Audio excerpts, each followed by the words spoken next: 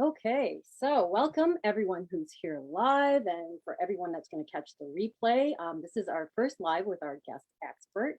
And today we're going to talk about inflammation. Now, inflammation is the body's natural reaction to any infection or injury, and that's great.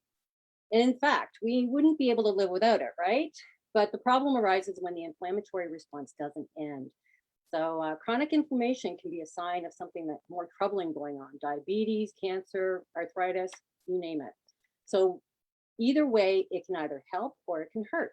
So by the way, I'm Catherine Casey. If we've never met, I'm a breast cancer remission coach, and I help breast cancer survivors after treatment discover their after cancer identity through diet and lifestyle changes. So just moving on, as mentioned, we're going to talk about, our focus is going to be on chronic inflammation, the one that's not so helpful. And I'm honored to have chronic pain coach Serita Valmond here with us to go deeper into that. Serita is the founder of the Hope and Harmony system, and she helps people with chronic pain who are frustrated and tired. She understands personally what it feels like to be in devastating pain and have no hope in sight. After she worked through her own recovery, she is now on a mission to advocate for those who aren't being seen or heard in the face of pain. So welcome, Serena. I am so honored to have you here. So please share a little bit about you and your story, because I think it's just absolutely amazing. Well, thank you so much, Catherine, for being here. And my own personal story actually began about roughly 5 years ago.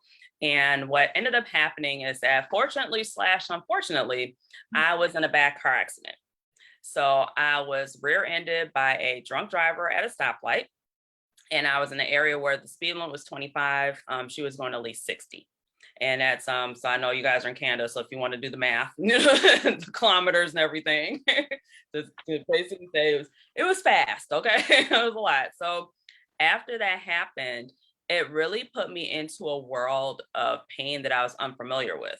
And to kind of put things in perspective, I'm a mother of 3 children, 3 amazing kids. My middle child, I had natural childbirth, and I was up walking around within 15 minutes. And my doctors were like, my doctor and like the nurses and everything were like, you need to sit down, like you just had a baby. And I'm like, oh, I'm fine. I'm just walking around like I was laying down, and they're like, no, you need to heal. Mm-hmm.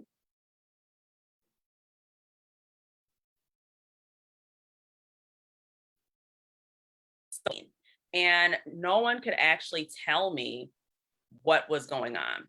I started off by, initially the day after the accident, I was trying to be, quote unquote superwoman, I called my supervisor and said, hey, I'm going to be late for work. Just got to go pick up a rental car, I'll be fine.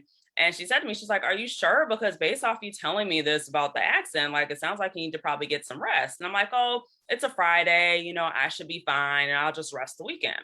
So get to work, sit down. And before I can even say, I need you to go to urgent care or the ER right away. You are shaking and you are turning red. I actually was going into shock at work.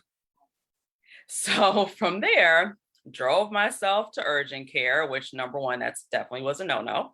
But I drove myself over to urgent care. They checked me out and they're like, okay, doesn't look like you broke anything. Just looks like you flash. Here's 3 medications, and we'll have you go ahead and see your doctor. And they're like, okay, let's go now and talk to whoever, brought you in and let them know what's going on. And I'm like, haha, yeah, I drove myself in. So they're like, okay, you shouldn't have done that. Like, can you find someone to come and get you? I'm like, no, actually I can't. So I ended up driving myself back home. Barely made it through the weekend to see my doctor, which my doctor's been my doctor for over 20 years. So he knows me very well. And he looked at me when I got in that morning and was like, okay, we need to get you to a specialist. We need to figure out what's going on. And that in turn started up my year of specialists, where I basically was like a science experiment for close to a year, going to everyone that you could think of, doing everything that I'm being advised to do, and to no avail. And each time I was basically coming out from different specialists, I was being given additional medication. And so at one point, I was on about 8 medications on a daily basis. And at that point, I did finally see an orthopedic surgeon.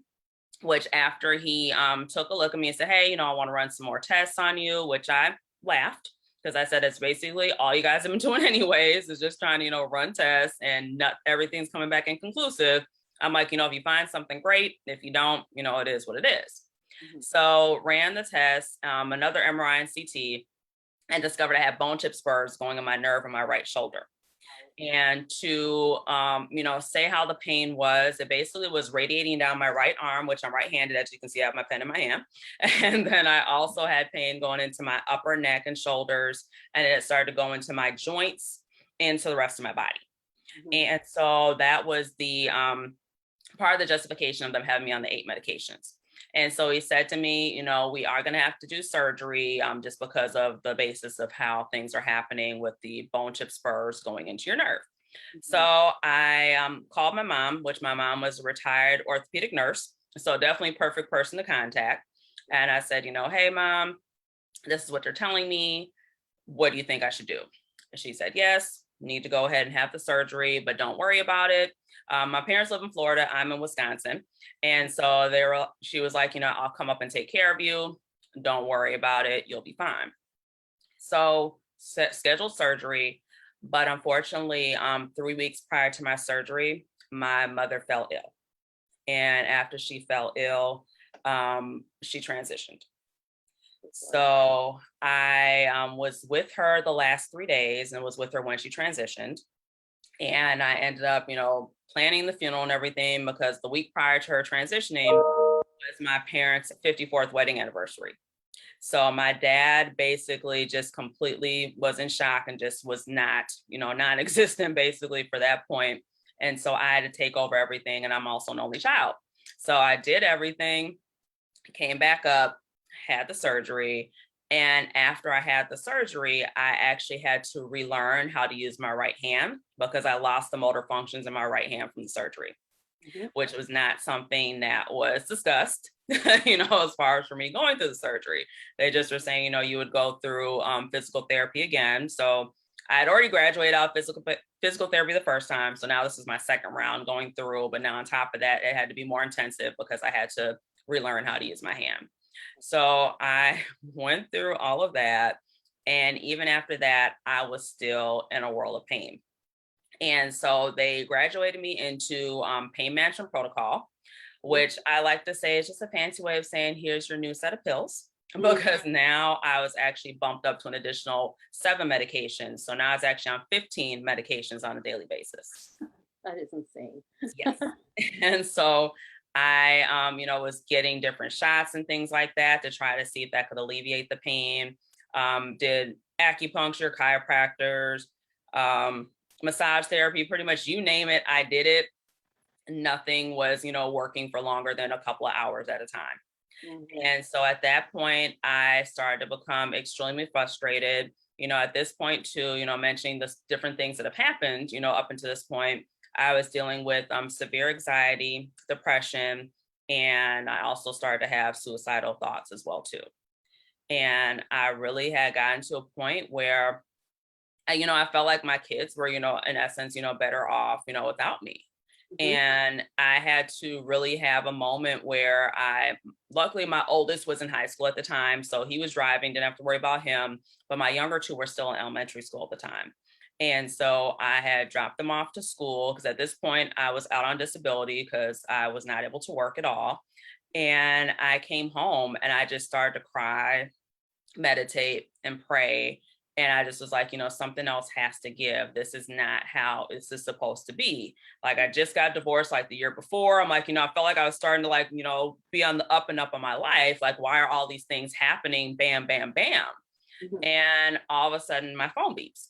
And I'm like, okay, it's just a message, whatever. And then I started to think about it deeper. I'm like, well, no, that's a message. Why are you not researching anything for yourself? Why are you just kind of taking everything that's being told to you as what it is and that there's no other alternatives? Mm-hmm. And I was like, okay, let me go ahead and just start Googling, because I was the type of person, I Googled everything else. I'm Googling recipes, all the stuff that you think about, I Google, but I'm like, I'm not Googling stuff about my health, to see what I can go ahead and do. And so from there, I got into the rabbit hole as far as for Google. And it got to a point where I was almost late getting my kids from school because I got so deep into the rabbit hole. And when I came back, I was like, okay, some of the things that I learned about was nutrition, stress management, which I discovered I had none, didn't even know what that was. Also, to looking at, sleep strategies as well. And then also looking at, the mental healing, that I needed to actually do because they were so much focused on the physical. No one was really discussing with me the mental part of it.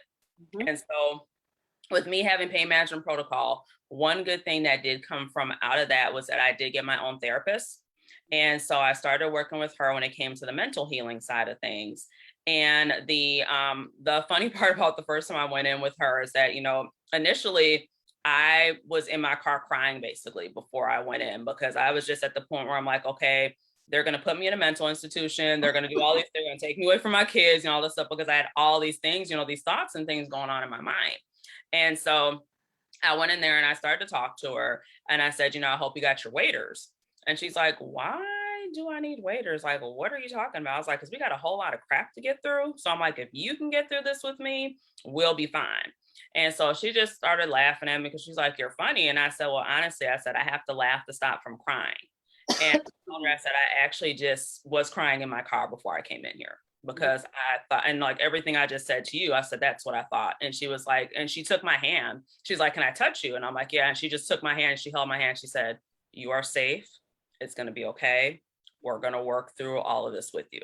And that's really what I needed to hear because of all the stuff that was going on, not having like a support system to really work with was, a critical piece for me. And so that was really one of the turning points for me. And from there, I basically implemented the different things I just mentioned as far as, changing my nutrition. And so I went gluten-free, dairy-free, anti-inflammatory, hence us being here talking about it.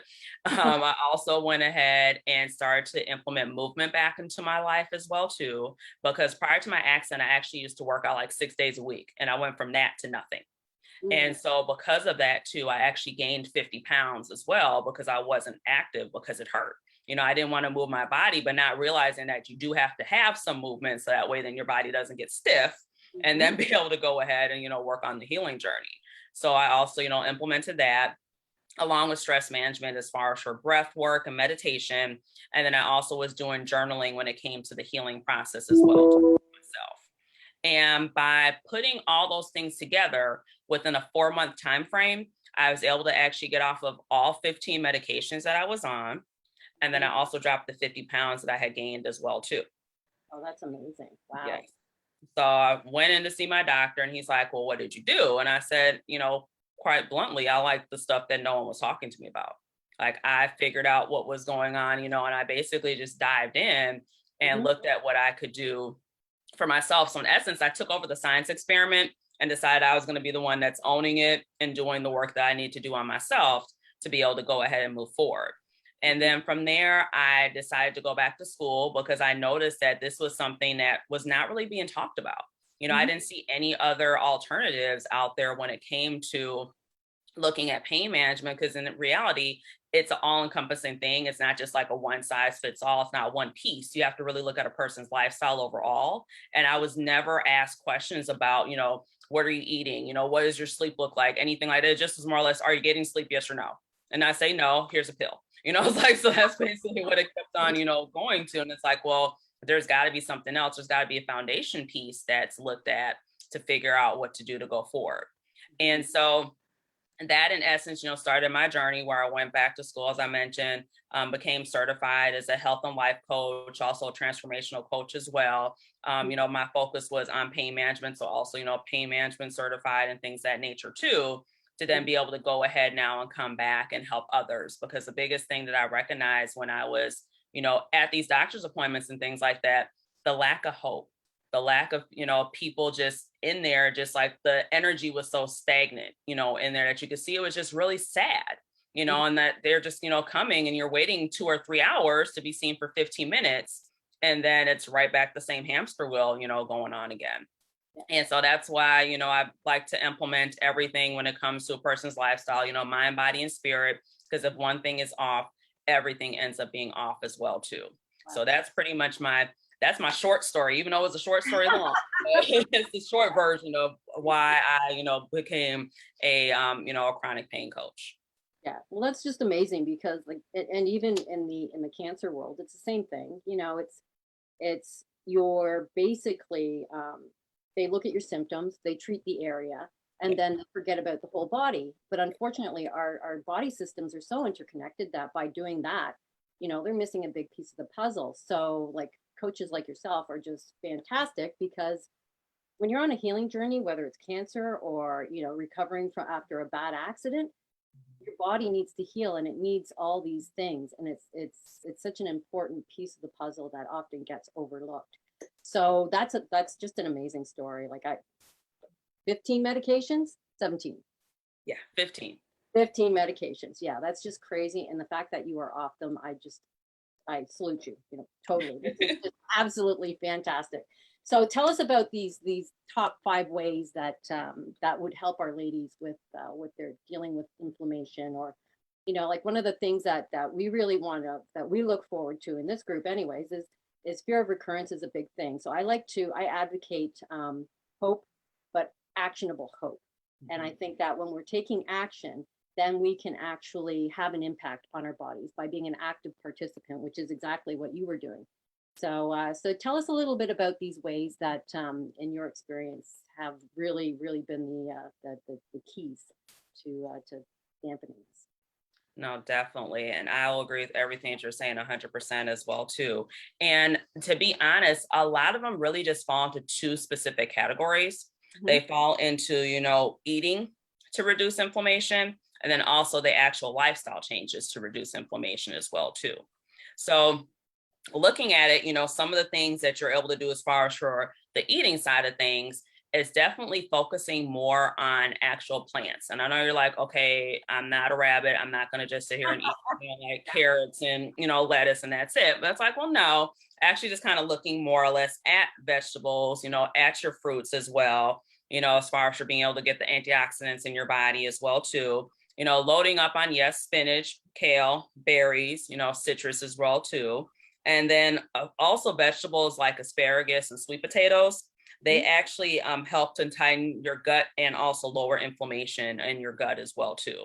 So those are just like a few things right there. And honestly, when it comes, because me, I'm like, okay, kale is not exactly like the most sexiest thing to eat, by any means. So it's like, okay, how can I get this, implemented into my body?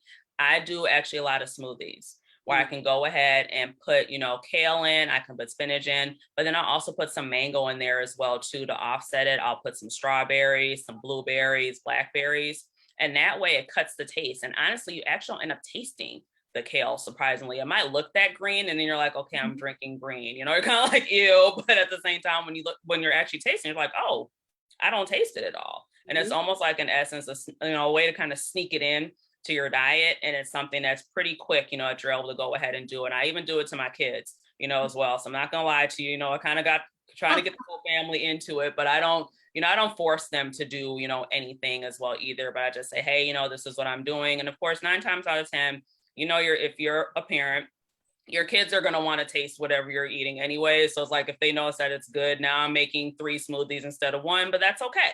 That way then, we're still able to go ahead and kind of share in it and just kind of show them, that it's something that's, beneficial for them. Also too, looking at reducing the, kind of reducing the refined carbs, as far as you're looking at that. So white bread, snack cakes, things of that nature as well, because those actually can contribute to chronic inflammation and also weight gain as well, too. And so, I'm not saying that you can't have, those particular things, but just to definitely, be mindful and limited. And I actually have a funny story about that from last year that my 2 older kids, their birthdays are in September. And so I went and got them a cake from this place called Nothing But Bundt. And normally I don't eat, that type of thing, but I'm like, hey, it's their birthday, it's my birthday too. Why not? Let's go ahead and, eat. I gained 11 pounds in a week from eating the cake. And it was because of the inflammation in my body from eating refined sugars and things that my body was not used to, because I basically cleared all that stuff out from the way that I eat. And by me doing that, I gained that that weight within a week, and it freaked me out because and I could even look in the mirror and see my face, was puffy, like my body was puffy and everything. Because in essence, like you mentioned, inflammation really is just your body overproducing, and it ends up being basically like pus in your body. I hate to say it disgustingly like that, but it's really what it ends up being, and that you're able to go ahead and actually flush it out by making those dietary changes, but then also too, good old fashioned, H2O here, and being able to drink that as well. And that's actually the next tip I was going to mention is, getting more water in your body. And that's part of like the eating, but then also the lifestyle part of it as well too. So that's one of those that kind of takes both places for you. And then going into the actual lifestyle itself, trying to get regular exercise. And the thing is, I don't even like to actually use the word exercise. I actually like to say movement. And so I say that because in reality, it doesn't have to be something strenuous. Even if you're able to go for a 5-minute walk, especially when you're going through the recovery process of, having, surgery and different things of that nature, or, for example, having chemotherapy and things, because I didn't mention this part, but my mother actually was a breast cancer survivor. So I actually walked with her through her journey when I was 15, actually, when this was all going on. And so I remember her, having to try to figure out ways to walk around. I'm like, okay, let's get you to walk around the couch. Walk around the couch 5 times. Let's get you to go to the kitchen, and it's just really something and you might think, oh, that's small, that's dumb, and it's like, no, that's the first step.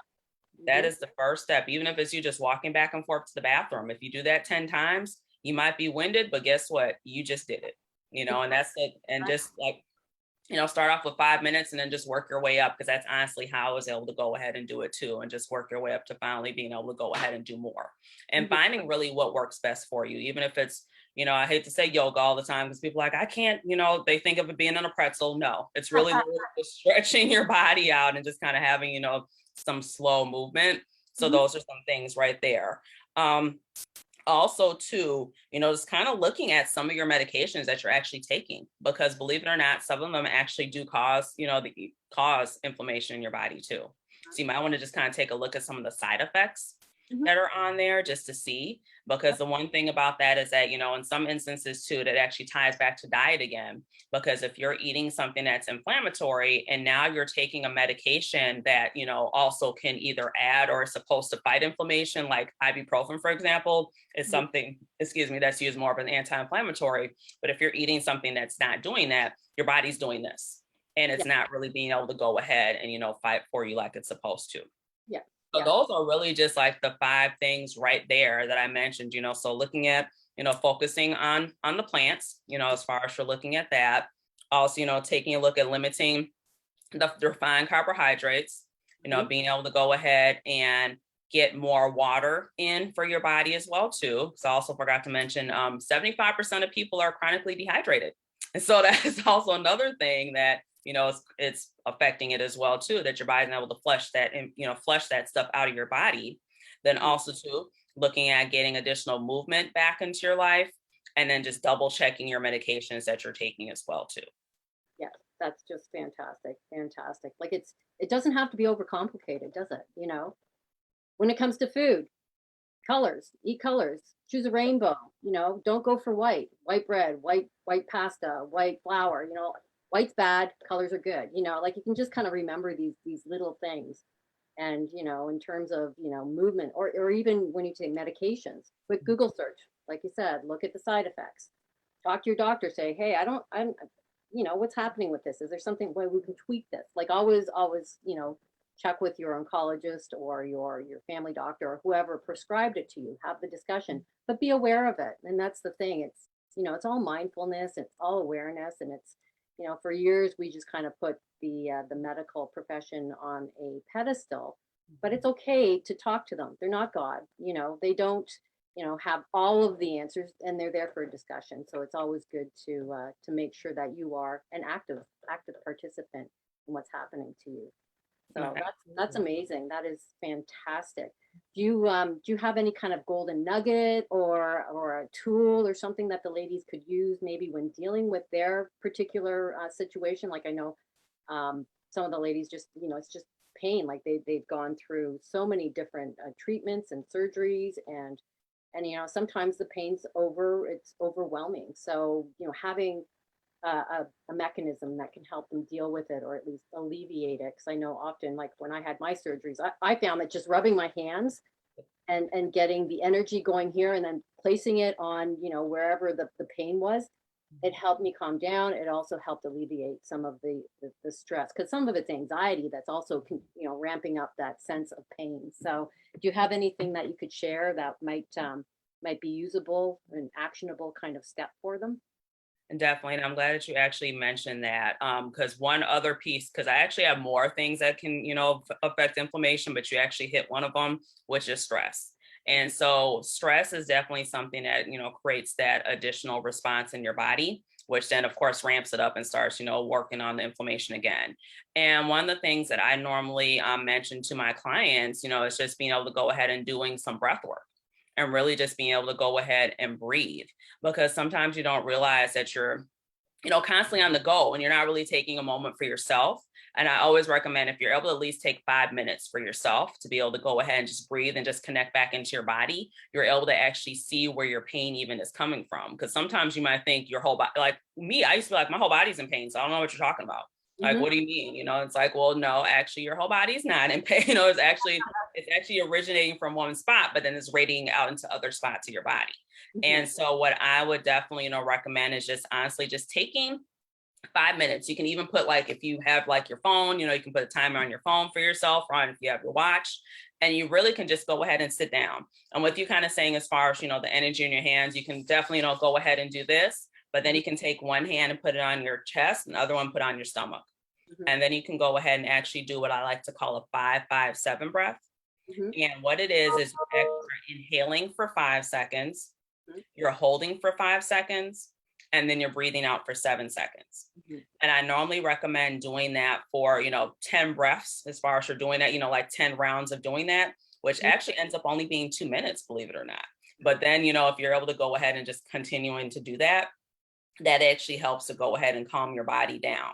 And so I can actually do that, real quick with us. And the nice thing is that you got 10 fingers. So you can go ahead, and even if you're like, okay, you're like, I can't count this out. Yep, exactly. So you just go ahead and inhale and just be like,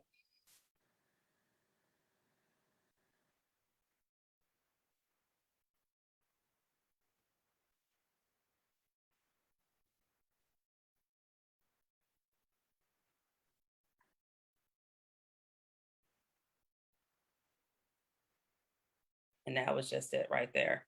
That's just one Easy. one round of doing it. And what I've also discovered from doing that as well too, is it's also something that helps with your digestion, believe it or not. That it's something that you can actually do it, before you actually sit down and have a meal. Because I don't know if you guys, notice sometimes where if you've been eating something, it almost feels like it's kind of sitting like on a lump in your stomach. Well, that's a lot of times because your body is still in the fight or flight mode when you're actually sitting down to eat. And so your body hasn't actually calmed down enough to be able to go ahead and process the nutrients in your body process the nutrients in your food to then in turn be able to go through your body. So to be able to go ahead and avoid something like that happening, you can definitely go ahead and do that 5-5-7 breath. And that will actually help you out. And even, regardless of what you're eating, like you could be sitting there eating a whole salad and everything, and it won't make a difference because your body's still in that fight or flight mode and can't process those nutrients. So that's something else. So it's actually something that's twofold. If you're either feeling stressed, or if you're just about to sit down and eat and you don't want to have that gassy feeling, going on, that's something else that can go ahead and help you out there. But it's really something, tying back in again with that mind-body connection for yourself, to just be able to go ahead and give yourself a moment. Absolutely. If you're stressed, digestion stops because your body's focusing on fighting that bear or that lion or, whatever, reason that you have, or fighting your mind, because what we think, our body thinks is real. So it doesn't matter if it's real or not, you need to bring yourself back into that parasympathetic mode so you can have everything functioning the way it's supposed to. So that's a great idea. That's an absolutely amazing idea. Just sit down and, a lot of people might pray before dinner, and, maybe that's where that even, there's that connection, because, you're saying grace and it kind of brings you down and it puts you into that sense of gratitude, which is also, it's hard to be stressed when you're grateful. So Absolutely. yeah, an amazing idea. I love it. I love it. I'm gonna have to implement that myself because we all get in. Doesn't matter how good we are at something, we get into a you can get into periods where you're just go go go go go go go. Like I've got this on the go. I've got this happening. So it's even for people that even if you know better, sometimes you need to be reminded. And a lot of learning is repetition. So that's kind of what I do in this group is I would put out information every week and it's repetitive. Some of it's repetitive. You've probably seen it, but Mhm. other people haven't or they've forgotten it. So this is a fantastic reminder just to kind of sit down and do a little bit of breathing before you eat, and that's going to set you up to your body's going to say thank you. Now I can really enjoy this good non-white food. No, absolutely. And the thing is too, I even do it with my kids as well too, because like I said before, they mimic you, they follow what you do. And Mhm. so that when those things are like, well, mom, what are you doing? And I'm like, well, this is what I'm doing. And then they notice it and they're like, oh, like I didn't, realize that. And I mean, I've been doing meditation and breath work with my kids now for like the past, 4 years, since I really learned about it and started to, implement it into my life. I'm like, okay, well, you guys can try it. If it works, it does. If it doesn't, that's okay. Haven't really had any complaints. Now the middle one is a teenager now. So that's a whole nother monster. So, trying to like, share those tools, but still, noticing that they're recognizing that it is, helping out, low key. They don't want to tell me that because, they don't want to tell you it's working, but, being able to recognize the witness. They Yeah. are watching, and one day all of a sudden they're going to be doing something that you used to do, and it's going to be like, oh my god, I'm so proud. Yeah. Proud mama here. They are actually doing what they were not told, but what they learned. So yeah, Yep. that's amazing. That's amazing. Thank you so much for sharing all of this wonderful stuff with us. And I guess now I leave it to everyone to see if they can implement that. So I challenge you guys to sit down and do the 5-5-7 breath work before you eat your next meal, and Yeah. see how Over you there feel again. a difference before and after, because that's what it comes down to is taking care of that whole body so you feel fantastic afterwards, because it's a journey. It's a healing journey. It's called a journey for a reason. It's not going to be instantaneous, but the more you have in your tools you have in your toolbox, the better off you're going to be. So thank you so much for Serena for joining us today, for being in our maiden voyage of our guest lives. And I look forward to talking to you again down the road.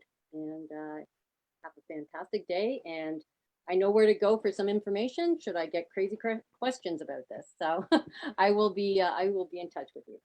So have a fantastic day, everybody. Have a fantastic day. If you're on the replay, so glad you could join us. And yeah, I'll see you guys next week.